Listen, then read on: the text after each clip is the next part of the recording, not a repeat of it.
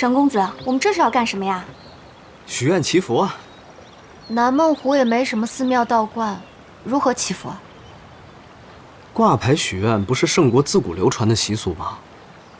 可我们从未听说过有这种习俗啊！啊？挂牌许愿啊，是九国时期流传的习俗。许个愿吧，5元一次。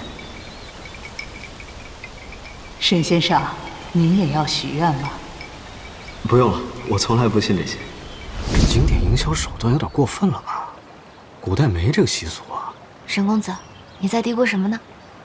哦，这就是个节日仪式，我出游的时候见过，有的地方还要银子呢。许愿还要收银两，那愿望没实现的话，会把银两退回来吗？心诚则灵，这就是个念想。